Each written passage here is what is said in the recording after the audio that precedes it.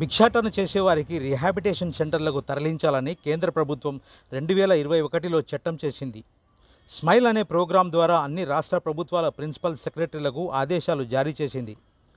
భిక్షాటన చేసేవారు ఏ ఒక్కరూ రోడ్ల మీద కనిపించరాదని, అలా ఎవరైనా కనిపిస్తే వారికి వెంటనే రీహాబిలిటేషన్ సెంటర్లకు తరలించాలని ఆదేశాలు జారీ చేసింది.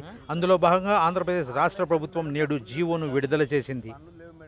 రోడ్డు ప్రక్క మరియు ట్రాఫిక్ సిగ్నళ్ల వద్ద ప్రజలకు అంతరాయం కలిగించే వారిని గుర్తించి వెంటనే వారిని రీహాబిలిటేషన్ సెంటర్లకు తరలించాలని ఆదేశాలను జారీ చేసింది.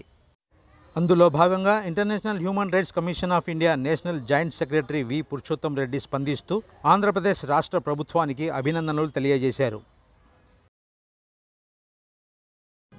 అందరికీ నమస్కారం. ఆంధ్రప్రదేశ్ గవర్నమెంట్ అభినందిస్తున్నాము. మా డిపార్ట్మెంట్ నుంచి జీవో నంబర్ 58 ద్వారా భిక్షాటన చేస్తున్న వారికి నిషేధిస్తూ జీవో తీసుకురావడం జరిగింది 27వ తారీఖున. అభినందిస్తున్నాం గవర్నమెంట్ని. మేము కానీ చాలా అవేర్నెస్ ప్రోగ్రామ్స్ అన్ని కండక్ట్ చేస్తున్నాం గత కొన్ని సంవత్సరాలుగా. అయితే గత 2 నెలల క్రితం మిజోరాం గవర్నమెంట్ కానీ జీవో ద్వారా వారు కానీ ఆ గవర్నమెంట్ కానీ డెసిషన్ తీసుకోవడం జరిగింది భిక్షాటన చేసేవారిని నివారణిస్తూ. మేము మా డిపార్ట్మెంట్ నుంచి వారందరినీ రీహాబిలిటేషన్ సెంటర్స్కి తరలిస్తున్నాం. మేము కానీ పెద్దవారు కానీ ఏజ్డ్ పర్సన్స్ కానీ తర్వాత చిల్డ్రన్స్ కానీ తర్వాత హ్యాండిక్యాప్డ్ కానీ వీళ్ళందరినీ తరలించడం జరుగుతుంది. మేము కానీ ప్రయత్నం చేస్తున్నాము.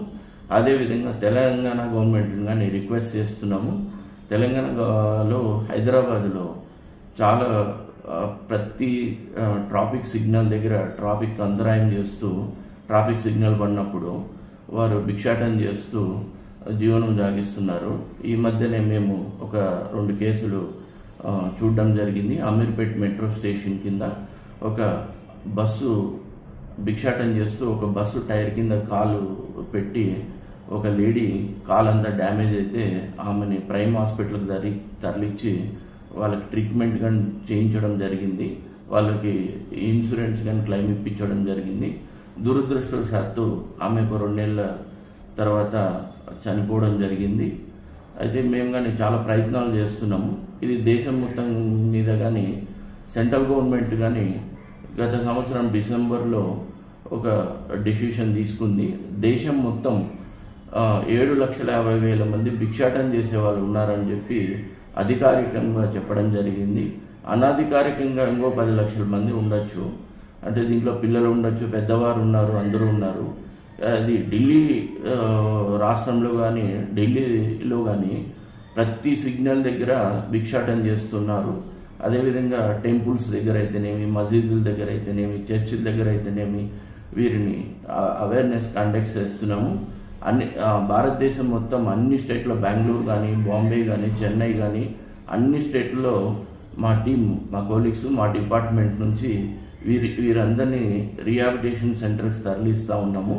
అయితే కొంత గవర్నమెంట్లు కానీ సపోర్ట్ చేస్తే బాగుంటుందని మేము గవర్నమెంట్ దృష్టికి కానీ తీసుకోబోతున్నాము. గవర్నమెంట్లకు కానీ ఎన్నో లెటర్లు రాసాము.